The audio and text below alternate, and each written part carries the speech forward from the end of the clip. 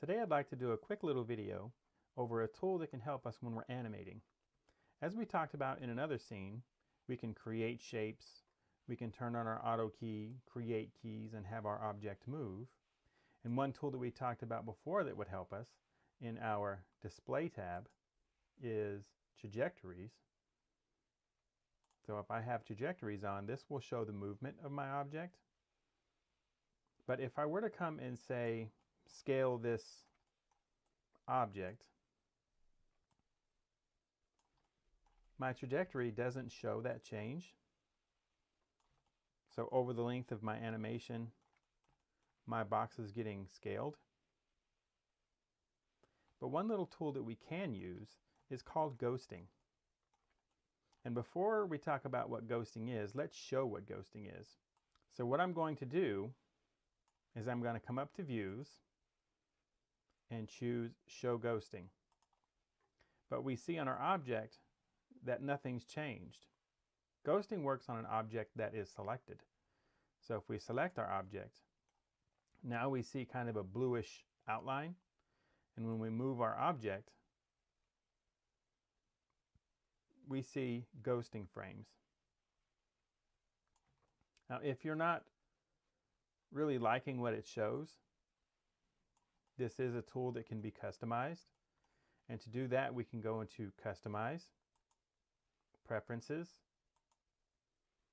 Viewports, and we have an area for ghosting. By default, 3ds Max shows 5 ghosting frames and shows nth frame, which if it display nth frame 1 means it's going to show every frame. If we change it to 2, then it would show every other frame, so on and so forth. And then we can choose whether or not we want to ghost before the current frame, which means we'll see the after effect or the animation keys frames that we just left. Ghost after, which would be what it is that we're going to animate into, or we can do before and after. So let's maybe do before and after. Then we have ghost in wireframe and show frame numbers. Maybe we'll just click on frame numbers too, just to see. So we'll click OK. And now we can see the frames that we're going to go into and the frames that we just were in.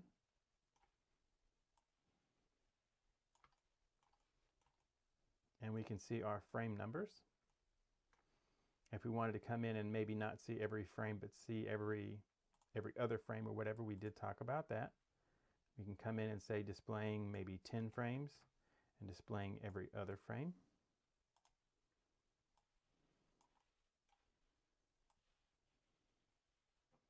And then we can see that our shape is changing because of our scale. So we see our trajectory that's showing us the way our object moves, or the direction. And then ghosting can help us see things like shape or rotation. Like maybe here, let's look at rotation. Maybe I rotate this guy. So now we can see that rotation happening. Maybe here we rotate it 180 degrees.